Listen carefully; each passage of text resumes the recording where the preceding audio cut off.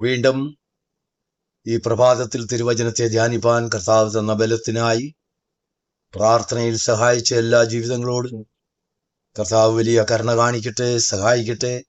ദൈവസന്നിധിയിൽ നന്ദിയുള്ളവനായിരിക്കുന്നു. നമ്മുടെ ധ്യാനത്തിനായി തിരുവചനത്തിൽ നിന്നും ദൈവത്തിന്റെ ആത്മാവ് തന്നിരിക്കുന്നതായ വചനം വളരെ പ്രധാനപ്പെട്ടതും വളരെ ശ്രദ്ധിച്ചും കേട്ട് മനസ്സിലാക്കേണ്ടതായ ഒരു വിഷയം. പൗലോസ് അപ്പോസ്തലൻ കൊരിന്ത്യ സഭയ്ക്ക് എഴുതിയ 1-ാം ലേഖനം 15-ാം അധ്യായം 24-ാം വാക്യം. അന്ന് അവൻ എല്ലാ വാഴ്ചയ്ക്കും അധികാരത്തിനും ശക്തിക്കും നീക്കം വരുത്തിയിട്ട് രാജ്യം പിതാവായ ദൈവത്തെ ഏൽപ്പിക്കും. ദൈവത്തിന് മഹത്വം ഉണ്ടാകട്ടെ. ഇവിടെ അപ്പോസ്തലനായ പൗലോസ് കൊരിന്ത്യ സഭയെ വിവരിച്ചു പറഞ്ഞ് മനസ്സിലാക്കുന്നത് അവസാന കാലഘട്ടത്തിൽ പിതാവും പുത്രനും തമ്മിലുള്ളതായ രാജ്യ വ്യവഹാര വിഷയത്തിലെ അവസാന മോമെന്റിലെ കുറിച്ചുള്ളതായ ചില വിശദീകരണമാണ്. അത് വ്യക്തമായ ഒരു പ്രഭാതയാമത്തിലെ സംസാരത്തിൽ കൂടെ നമുക്ക് വിവരിച്ച് മനസ്സിലാക്കുവാൻ കഴിയുകയില്ലെങ്കിലും നമ്മുടെ വിഷയം അതല്ല. ഇന്ന് ദൈവാത്മാവ് നമ്മോട് സംസാരിക്കുവാൻ ഈ വചനത്തിൽ കൂടെ ഉദ്ദേശിക്കുന്നത് വേറൊരു സന്ദേശമാണ്. നോക്കൂ, അന്ന് അവൻ എല്ലാ വാഴ്ചയ്ക്കും അധികാരത്തിനും ശക്തിക്കും നീക്കം വരുത്തിയതിന് ശേഷം രാജ്യം പിതാവായ ദൈവത്തെ ഏൽപ്പിക്കും എന്ന് പറഞ്ഞാൽ ഈ വക കാര്യങ്ങൾ നീക്കം വരുത്താതെ രാജ്യത്തെ പിതാവ് തിരിച്ചു വാങ്ങുകയില്ല. തീർച്ചയായിട്ടും പുത്രനെ ഏൽപ്പിച്ചതായ രാജ്യത്ത് നിന്ന് ആ രാജ്യത്തുള്ളതായ സകല വാഴ്ചയും മകനെ അധികാരവും വാഴ്ചയും ശക്തിയും നിനക്ക് ഞാൻ തന്നതായ ശക്തി കൊണ്ടും അധികാരം കൊണ്ടും ബലം കൊണ്ടും നീ നീക്കം ചെയ്യണം. നീ അതിനെ നീക്കം ചെയ്തതിന് ശേഷം ഏത് രാജ്യത്തെ ഞാൻ നിനക്ക് തന്നുവോ ആ രാജ്യത്തിന്റെ മുഴു ശക്തിയോടുകൂടെ എന്റെ കയ്യിൽ തിരിച്ചു തരണം. ദൈവത്തിന് സ്തോത്രം. പിതാവായ ദൈവം പുത്രനെ ഏൽപ്പിച്ച രാജ്യത്തിൽ വാഴ്ചകളില്ലായിരുന്നു, അധികാരങ്ങളില്ലായിരുന്നു, മറ്റ് ശക്തികളൊന്നും അതിനെതിരായി പോരാടുന്നില്ലായിരുന്നു. എന്നാൽ ഈ ഭൂമിയിൽ പുത്രന്റെ അപേക്ഷ പ്രകാരം നിന്റെ രാജ്യം വരേണമേ, നിന്റെ ഇഷ്ടം സ്വർഗത്തിലെ പോലെ ഈ ഭൂമിയിലും ആക്കണമേ എന്ന് പുത്രൻ ഈ ഭൂമിയിൽ നിന്നുകൊണ്ട് പ്രാർത്ഥിച്ചപ്പോൾ തന്റെ അപേക്ഷ പ്രകാരം തന്നിൽ വിശ്വസിക്കുന്ന ദൈവമക്കളിൽ ഊറ്റിക്കൊടുത്തതായ ദൈവരാജ്യത്തിൽ വാഴ്ചകളുണ്ട്, അധികാരങ്ങളുണ്ട്, ശക്തിയുണ്ട്. ഇവയെല്ലാം ഈ ഭൂമിയിൽ വെച്ച് കയറിപ്പറ്റി. അപ്പോസ്തലനായ പൗലോസ് അതാണ് പറയുന്നത്. നമുക്ക് യുദ്ധമുണ്ട്. ദൈവം തന്നതായ രാജ്യത്തിന്മേൽ നമുക്ക് അധികാരം വയ്ക്കുന്നതിന് നമ്മുടെ ഇടയിൽ യുദ്ധമുണ്ട്. അത് മനുഷ്യനും തമ്മിലുള്ള യുദ്ധമല്ല. വാഴ്ചകളോടും അധികാരങ്ങളോടും സ്വർലോകങ്ങളിൽ പോരാടുന്നതായ ദുഷ്ടാത്മസേനയോടും നമുക്ക് യുദ്ധമുണ്ട്. ദൈവത്തിന് സ്തോത്രം. അപ്പോൾ ഒരു യുദ്ധഭൂമിയാണ് ദൈവം പുത്രനിൽ കൂടെ മനുഷ്യനെ ഏൽപ്പിച്ചത്.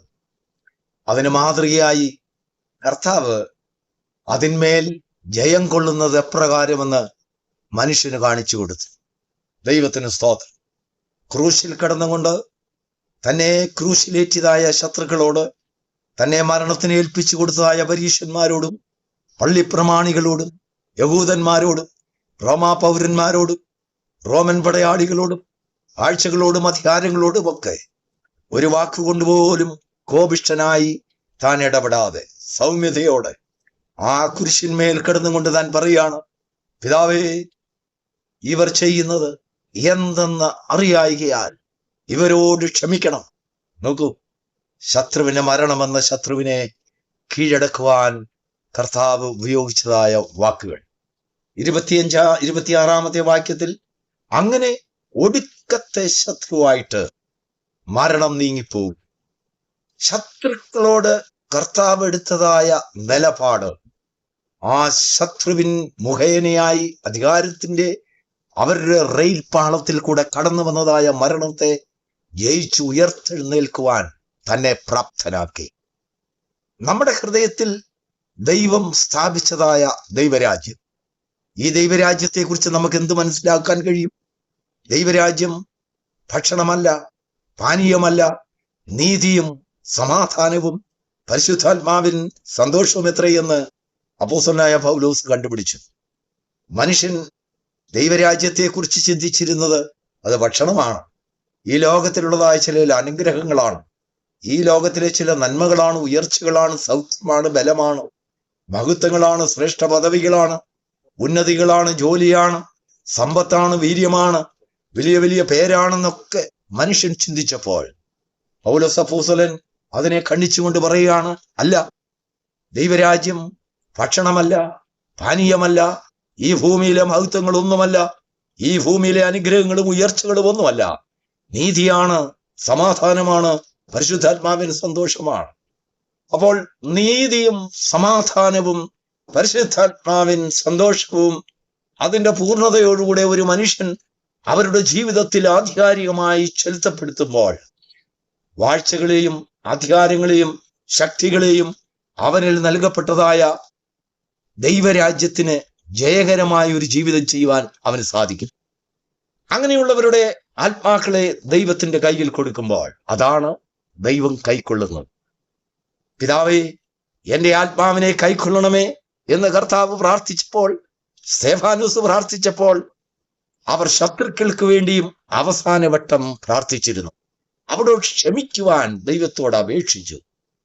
ആ ഒരു സാഹചര്യം നമ്മൾ നേരിടുമ്പോൾ നാം എങ്ങനത്തെ നിലപാടാണ് എടുക്കുന്നത്? നമുക്ക് ധാരാളം ശത്രുക്കൾ ഈ ഭൂമിയിലുണ്ട്. അനുദിനം ശത്രുക്കൾ പെരുകി വരികയാണ്. ഓരോ നിമിഷത്തിലും ശത്രുക്കൾ നാം അറിഞ്ഞും അറിയാതെയും മുക്കിലും മൂലയിലും നിന്നുകൊണ്ട് നമുക്കെതിരായിട്ട് പ്രവർത്തിക്കും. നമ്മുടെ മാനുഷിക ജീവിതത്തിൽ, നമ്മുടെ മാനുഷിക സ്വഭാവത്തിൽ നാം എത്ര വിശുദ്ധന്മാരാണെങ്കിലും ശത്രുക്കളോട് ഏതെങ്കിലും രീതിയിൽ പകവീട്ടുവാൻ നമ്മുടെ ഹൃദയം വെമ്പൽ കൊള്ളും. ദൈവത്തോട് പ്രാർത്ഥിക്കാം, കർത്താവേ, എന്റെ ശത്രുക്കളെ കൊന്നുകളയണമേ. ദാവീദ് പ്രാർത്ഥിച്ചതുപോലെ, ദാവീദിന്റെ പ്രാർത്ഥനയെല്ലാം ദൈവം കേട്ടിരുന്നെങ്കിൽ ഈ ഭൂമിയിൽ യഹൂദന്മാരല്ലാതെ, സിയോൻ നിവാസികളല്ലാതെ, യെരൂശലേം നിവാസികളല്ലാതെ വേറെ ആരും തന്നെ ഭൂമിയിൽ ഉണ്ടാവുകയില്ലായിരുന്നു. എന്നാൽ ദാവീദിനോട് ദൈവം വെളിപ്പെടുത്തി കൊടുത്തു, ഈ കാണുന്ന ഭൂതലത്തിലെല്ലാം വസിക്കുന്നവരെല്ലാം എന്റെ മക്കളാണ്, എനിക്ക് അവരെ നേടേണ്ടതായിട്ടുണ്ട്. അങ്ങനെ ദാവീദിന് അത് മനസ്സിലായപ്പോൾ താൻ സങ്കീർത്തനം എഴുതുവാൻ തുടങ്ങി. സകല ഭൂസീമാവാസികളുമായുള്ളവരെ യഹോവയിലേക്ക് നോക്കി രക്ഷപ്പെടുകയും. അതിനു മുമ്പ് തന്റെ പ്രാർത്ഥന എല്ലാവരും സിയോനിൽ വന്ന് ദൈവത്തെ കാണുവാനായിരുന്നു. എന്നാൽ സിയോനിൽ നിന്നുള്ളതായ ദർശനം ദാവീദ് മാറ്റി വാസ്തവമായി ദൈവത്തിന്റെ മുഖത്തേക്ക് നോക്കുമ്പോൾ താൻ സങ്കീർത്തനം വീണ്ടും എഴുതി, സകല ഭൂസീമാവാസികളുമായുള്ളവരെ, നിങ്ങൾ സിയോനിലേക്കല്ല, യെരൂശലേമിലേക്കല്ല, യഹോവയിലേക്ക് നേരിട്ട് നോക്കുവിൻ. മറ്റൊരുത്തനിലും രക്ഷയില്ല. ആകാശത്തിന് കീഴിൽ മനുഷ്യരുടെ ഇടയിൽ രക്ഷിക്കപ്പെടുവാൻ, അല്ലെങ്കിൽ രക്ഷ പ്രാപിക്കുവാൻ, ദൈവരാജ്യത്തിന്റെ വിടുതൽ അനുഭവിക്കുവാൻ യേശു എന്നല്ലാതെ വേറെ ഒരു നാമവുമില്ല എന്ന് അതിന്റെ പശ്ചാത്തലത്തിലാണ് ശിഷ്യന്മാർ സ്വർഗരാജ്യത്തെ കുറിച്ച് സുവിശേഷം പ്രസംഗിച്ചത്. ദൈവത്തിന് മഹത്വം ഉണ്ടാകട്ടെ. എന്താണ് ദൈവം ഈ പ്രഭാതത്തിൽ നമുക്ക് തരുന്നതായ ഒരു സന്ദേശം? നമ്മുടെ ജീവിതത്തിൽ ദൈവം നമ്മളിൽ സ്ഥാപിച്ചിരിക്കുന്നതായ ദൈവരാജ്യത്തിന് വിരോധമായി പോരാടുന്ന വാഴ്ചകൾ, അധികാരങ്ങൾ, ശക്തികൾ നീക്കം ചെയ്യാതെ നമ്മുടെ ആത്മാവിനെ കർത്താവിനെ ഏൽപ്പിച്ചാൽ, ദൈവത്തെ ഏൽപ്പിച്ചാൽ ദൈവം കൈക്കൊള്ളുകയില്ല. അതിനെ നീക്കം ചെയ്തിട്ട് ദൈവം അംഗീകരിക്കുകയുള്ളൂ. അങ്ങനെയുള്ളതായ ഒരു ആത്മാക്കളെയാണ് ദൈവരാജ്യം കൈക്കൊള്ളുന്നത്. ദൈവരാജ്യം കൈക്കൊള്ളുന്നതായ ഒരാത്മാവിൽ ഒരു വാഴ്ചകളും ഉണ്ടാകാൻ പാടില്ല, ഒരധികാരവും ഉണ്ടാകാൻ പാടില്ല, ഒരു ശക്തിയും ഭരണം ചെയ്യുവാൻ കഴിയില്ല. ദൈവം മാത്രം ഭരണം ചെയ്യുന്നതായ ഒരു രാജ്യം. ദൈവം ഏത് രാജ്യത്തെ അതിന്റെ പവിത്രതയോടുകൂടെ നമ്മുടെ ഹൃദയത്തിൽ പകർന്നുവോ, ആ പവിത്രത പരിപൂർണമായി വിജയത്തോടെ സൂക്ഷിക്കുന്ന ഒരു വ്യക്തിക്ക് മാത്രമേ, അങ്ങനെയുള്ള ഒരു ആത്മാവിന് മാത്രമേ സ്തെഫാനോസ് പ്രാർത്ഥിച്ചതുപോലെ, നമ്മുടെ ദൈവത്തിന്റെ പുത്രനായ ക്രിസ്തു പ്രാർത്ഥിച്ചതുപോലെ എന്റെ ആത്മാവിനെ കൈക്കൊള്ളണമേ എന്ന് പ്രാർത്ഥിക്കാൻ കഴിയുകയുള്ളൂ. ഇല്ല എങ്കിൽ നമ്മുടെ പ്രാർത്ഥനയും അപേക്ഷയും എല്ലാം വീണായിട്ടുള്ള ഒരു അപേക്ഷ, അറിവില്ലാത്ത ഒരു അപേക്ഷ ദൈവത്തിന് കൈക്കൊള്ളുവാൻ കഴിയുകയില്ല. വാഴ്ചകളും അധികാരങ്ങളും ശക്തിയും കൈകാര്യം ചെയ്യുന്നതായ ഒരു ദൈവരാജ്യത്തെ, ഒരാത്മാവിനെ, ഒരു മനുഷ്യാത്മാവിനെ സ്വർഗത്തിൽ ദൈവത്തിന് സ്ഥാപിക്കുവാൻ കഴിയുകയില്ല, അവിടെ ഉൾക്കൊള്ളുവാൻ കഴിയുകയില്ല. കാരണം അവിടെ എല്ലാം വിശുദ്ധന്മാരാണ്. അവിടെ വാഴ്ചകളിൽ നിന്നെല്ലാം വിടുതൽ പ്രാപിച്ചവരാണ്, മരണത്തിന്റെ അധികാരത്തിൽ നിന്ന് വിടുതൽ പ്രാപിച്ചവരാണ്.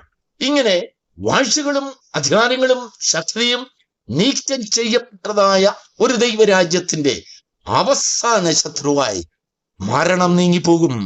അങ്ങനെയുള്ള വ്യക്തികൾ മരണത്തെ ജയിച്ച് കാഹളം ധരിക്കുമ്പോൾ അവർ അക്ഷയരായിട്ട് ഉയർത്തെഴുന്നേൽക്കും. അതാണ് ക്രിസ്തീയ തത്വം. യേശു ക്രിസ്തു ഭൂമിയിൽ കൊണ്ടുവന്നതായ തത്വം അതാണ്. അപ്പോസ്തലനായ പൗലോസ് പ്രസംഗിച്ചതായ തത്വം അതാണ്. ആ സുവിശേഷം അതുകൊണ്ടാണ് തെസ്സലോനിയ സഭയോട് പറയുന്നത്, കാഹളം ധ്വനിക്കും, മരിച്ചവർ അക്ഷയരായിട്ട് ഉയർക്കും. തേജസ്സിന് അധാരികമായി വിശ്വസിക്കപ്പെട്ടവർ, അതിനായി നിയമിക്കപ്പെട്ടവർ ദൈവരാജ്യത്തിന്റെ മഹത്വത്തെ അന്ന് പൂർണ്ണതയോടെ കാണുവാൻ കഴിയും.